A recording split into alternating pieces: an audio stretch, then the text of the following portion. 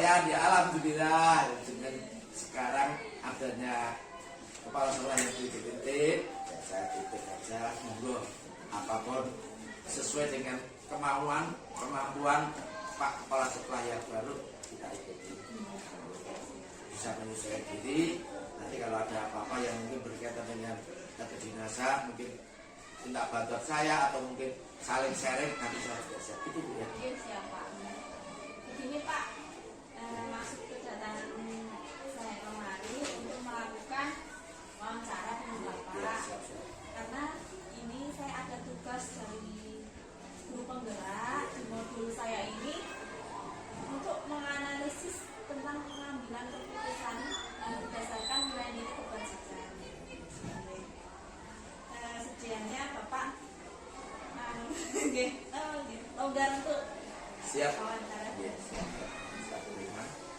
Semampu saya nanti akan saya berikan ya penjelasan keterangan yang sesuai apa yang saya alami kaitannya dengan mungkin permasalahannya yang diangkat yang diangkat ya kaitannya khususnya di sekolah kita masuk sekolah kita ya karena belajar 3 ini ada Mbak Via yang BD dan notabene belum S1 dia masih melanjutkan studi dan juga bekerja itu dengan adanya P3K yang baru ini menjadi permasalahan kita. Nah, perlu kita carikan solusinya. Saya sudah konsultasi dengan Bu KUPT bahwa beliau nanti akan ditempatkan atau dimutasikan di sekolah yang masih membutuhkan kalau itu statusnya guru kelas. Tapi dari saya, hati nurani saya, karena beliau juga sudah lama mengabdi di SD 3 belajar, alangkah baiknya nanti dengan adanya kedatangan P3K sebanyak 4 orang sehingga Mbak Via saya mencari solusi untuk diberikan tugas baru yaitu OPS atau operator sekolah dengan apa biar mereka tetap selalu melanjutkan wilayahnya di sini dan tidak mempunyai pemikiran yang negatif. Nanti kalau nanti pindah sekolah tentunya nanti ada permasalahan sendiri. Saya kira itu dari saya solusinya sehingga alangkah baiknya, alangkah eloknya nanti Mbak Via tetap dipertahankan tapi diberi tugas operator sekolah bukan guru kelas. Karena kalau diberi sambilan tugas guru mapel atau apa itu tidak terkenal oleh guru koordinator karena saya sudah konsultasi. Saya kira itu. Pak, jadi begini ya Pak, dalam modul yang saya pelajari ini kan ada 2 jenis dilema yaitu dilema etika yang merupakan dilema kebenaran lawan kebenaran dan rujukan moral yang merupakan kebenaran lawan kesalahan. Nah, menurut Pak Sabar, selama ini bagaimana Bapak dapat mengidentifikasi kasus-kasus yang merupakan dilema etika atau rujukan moral? Terima kasih. Kaitannya dengan rujukan moral itu tentunya jadi rahasia umum. Banyak guru saja tidak bisa menempatkan diri aku siapa yang saya hadapi siapa. Kadang-kadang kita kalau orang Jawa kan harus tahu unggah-ungguh toto tapi kadang-kadang malah APJP karena tidak menguasai unggah-ungguh toto bahasa Jawa yang fasih sehingga kadang-kadang malah APJP sedih unggul ke orang lain malah yang dihasilkan. Tapi kalau kita tata krama orang Jawa itu siapapun yang dihadapi mereka adalah lebih baik dari kita harus merendah meskipun kondisinya berbeda. Siapapun mereka tetap kita hargai, kita hormati. Sehingga ini menjadi dilema kita di dalam kehidupan sehari-hari ataupun kedinasan. Kadang-kadang seorang guru yang tidak menguasai diri sendiri malah kadang-kadang ini tidak bisa menghargai orang lain, bahkan kita malah cenderung memperlihatkan egoisnya kita masing-masing. Saya kira itu ukuran. Ulang ya Pak. Ya. Selama ini bagaimana Bapak menjalankan pengambilan keputusan di sekolah? Terutama untuk kasus-kasus di mana ada 2 kepentingan yang sama-sama benar atau sama-sama mengandung nilai kebajikan. Itu berkaitan dengan problem permasalahan siswa atau mungkin internal Bapak Ibu guru murid bisa. Misalnya tadi dengan kasusnya Mbak Via. Oke. Jadi dengan kajian Mbak Via itu bagaimana cara kita Ya, menjalankan pengambilan keputusan. Kaitannya dengan itu, ya di dalam kita mengambil keputusan, tentunya kita juga harus memusyawarahkan semua anggota yang ada di sekolah kita, baik itu penjaga, itu dari bapak ibu guru atau kepala sekolah, kita harus berembuk bersama. Alangkah baiknya bagaimana solusi dengan adanya permasalahan ini. Jangan sampai seorang kepala sekolah itu menjustis atau mengambil kesimpulan keputusan sendiri. Harus dimusyawarahkan dengan musyawarah mufakat bulat, itu menjadi kesepakatan kita, sehingga itu menjadi keputusan yang harus kita ambil bersama. Langkah-langkah atau prosedur seperti apa yang biasa Bapak lakukan?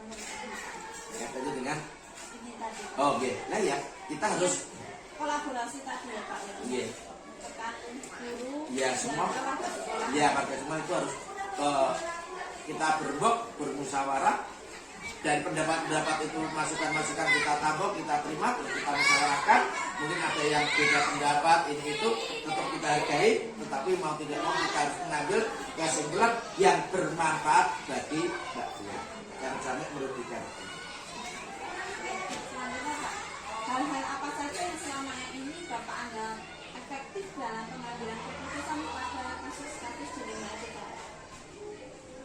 Untuk kasus yang Mbak Fia tadi dalam Jurima Etika tadi, itu kebenaran ya Pak? Kalau itu saya kebenaran, Iya. kebenaran dan fakta yang ada itulah yang sebenarnya. Iya, oke.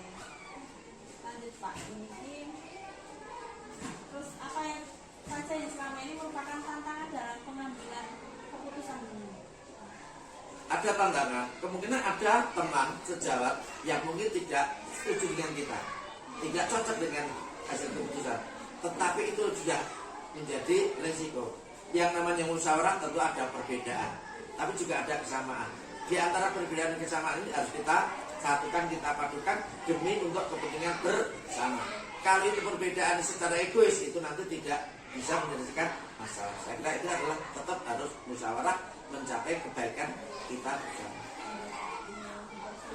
Ya. Lanjut pertanyaannya selanjutnya nih Pak, apakah Bapak memiliki sebuah tata cara atau jadwal tertentu dalam sebuah penyelesaian kasus di lima etika? Apakah Bapak langsung menyelesaikan di tempat atau memiliki sebuah jadwal untuk menyelesaikannya? Bentuk atau prosedur seperti apa yang Bapak lakukan? Ya tentunya kita harus bisa mencari waktu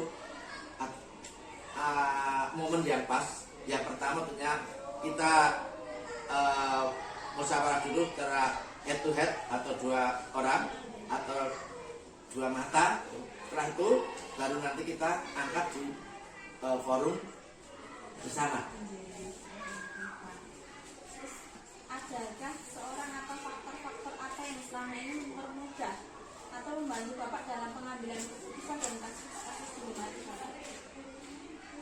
Sesuatu yang mudah. Ini faktor apa yang selama ini mempermudah Bapak untuk pengambilan keputusan?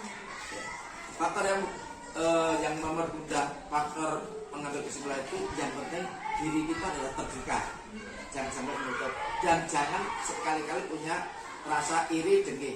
Adalah kita sifatnya adalah menolong, membantu. Toh kalau kita itu amar ma'ruf nahi munkar, kita selalu mengajak kebaikan.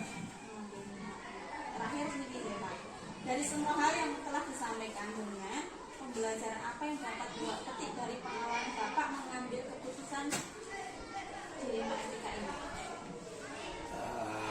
Kesimpulannya, Ya, dari kasusnya Mbak Fia tadi. oke, itu menjadi pengalaman yang sangat berharga, dan itu pun belum tentu nanti seseorang akan mempunyai permasalahan yang seperti itu. Sehingga dengan demikian ini adalah merupakan pendidikan kita, pengalaman kita yang harus kita jaga, kita rawat, dan kita sampaikan kepada teman-teman. Mudah-mudahan kalau nanti ada permasalahan seperti itu, ada teman sejawat siapa saja juga bisa menyelesaikan masalah. Suatu keputusan yang bijak ya Pak. Iya, iya. Tentang Iya. nilainya itu harus bijak Iya, iya. dan prinsip-prinsipnya seperti itu ya Pak. Terima kasih Pak Iya, untuk iya. informasinya, Iya. untuk jawabannya. Terima kasih. Semoga bermanfaat Iya, dan amin. bisa saya mengerjakan tugas berdasarkan yang sudah disampaikan. Selamat. Ya. Bu Yuli untuk menyelesaikan tugas. sukses tanpa ekses. Selesai. Terima kasih. Ada kurang lebihnya dalam saya menyampaikan, tentunya banyak kekurangan, banyak kesalahan, dan mau dimaafkan. Mungkin nanti sebagai pengalaman penjenengan untuk ditambah sebagai wawasan, sebagai referensi begini.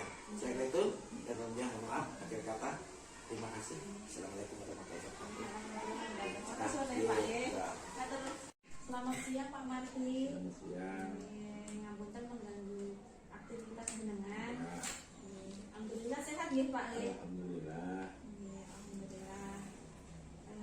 Mohon maaf, maksud dari saya menghadap Bapak Kepala, ini saya mendapat tugas dari guru penggerak. Ya.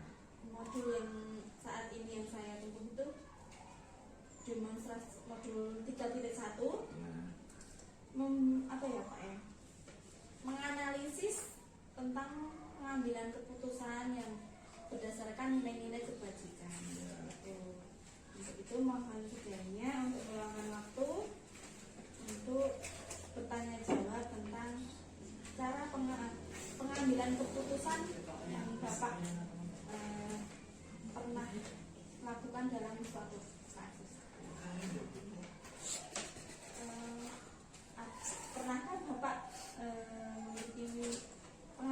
melakukan pengambilan keputusan berdasarkan nilai-nilai kebajikan di sekolah ini Pak? Misalnya ada kasus apa seperti itu Pak?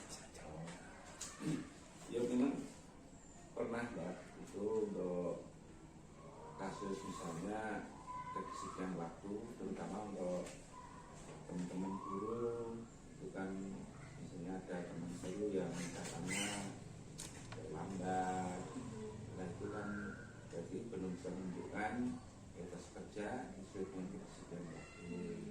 Nah, kemudian untuk tindakan saya sebagai pimpinan itu yang bersangkutan yang mengalami misalnya kurang disiplin dalam hal waktu, itu saya pertama saya tegur, kemudian sampai 3 kali, berhubung belum ada perubahan, saya panggil untuk berwawancara, berbicara secara kekeluargaan, kemudian saya suruh membuat pernyataan supaya nanti tidak terulang lagi dan bisa menunjukkan etos kerja dan waktu sehingga sesuai dengan harapan dari pemerintah.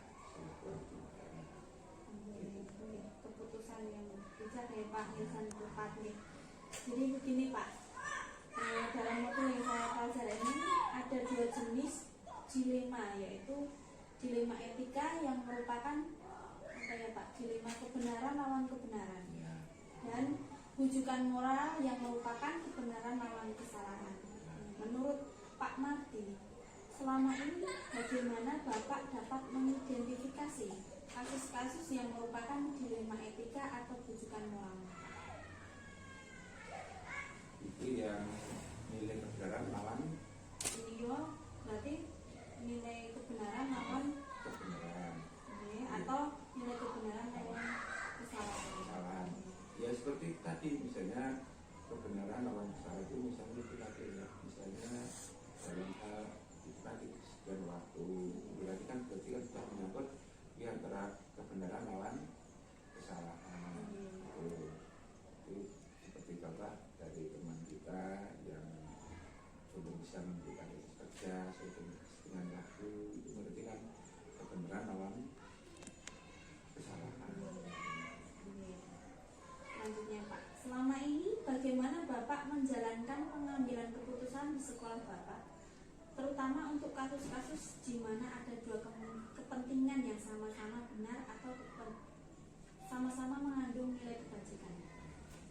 Itu misalnya contoh dari teman tadi, misalnya dia sudah punya kewajiban sebagai abdi negara, terus sebelum menjadi PNS itu kan sudah disumpah, itu berarti kan itu satu pekerjaan yang paling utama. Ada dia di rumah juga punya pekerjaan sampingan, nah itu harus bisa mengutamakan yang menjadi pekerjaan yang utama yaitu menjadi ASN karena sudah disumpah pada waktu itu. Iya, Pak. Langkah-langkah atau prosedur seperti apa yang biasa Bapak lakukan selama ini, Pak? Ya kalau bagi teman yang itu mengalami kasus seperti itu memang saya tadi sudah saya bicarakan, yaitu pertama saya beri peringatan 1 kali, 2 kali, 3 kali, kemudian sebelum ada perubahan saya panggil untuk kita bicara cara kekeluargaan, kemudian saya suruh membuat surat pernyataan. Seperti itu ya, Pak. Iya. Belen. Oke, selanjutnya Pak. Hal-hal apa saja yang selama ini merupakan tantangan dalam pengambilan keputusan pada kasus-kasus di rumah etika, Pak? Yaitu namanya diskusi kan banyak tantangan yang harus kita selesaikan, misalnya terutama dari hal kedisiplinan dengan waktu, kemudian untuk memikirkan sekolah yang mengalami misalnya kemunduran dalam akademik, itu kan perlu kita bahas ketika ada perubahan. Apakah Bapak memiliki sebuah tata cara atau jadwal tertentu dalam sebuah penyelesaian kasus di rumah etika tersebut? Apakah Bapak langsung menyelesaikan di tempat atau memiliki sebuah jadwal untuk menyelesaikannya? Untuk prosedurnya seperti apa yang Bapak jalankan? Ya namanya masalah seperti kan misalnya kan, ya kita buat program, nanti program itu bisa ditindaklanjuti sehingga nanti akan membawa kebaikan-kebaikan terutama untuk kemajuan di sekolah ini. Iya. Adakah seseorang atau faktor apa yang selama ini mempermudah atau membantu Bapak dalam pengambilan keputusan dalam kasus-kasus dilema etika, Pak? Ya kita kan punya namanya kerja di sekolah kan satu tim work. Jadi itu kan kita butuh bersama dan hal untuk menyelesaikan masalah itu kan kita ya perlu pemikiran dari teman-teman, langkah yang terbaik bagaimana dan nanti bisa ada perubahan, perbaikan dan sebagainya. Iya, benar.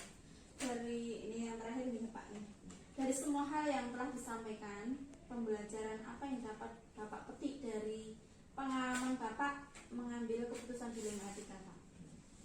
Ya itu suatu tantangan. Itu namanya kita bekerja itu sudah logis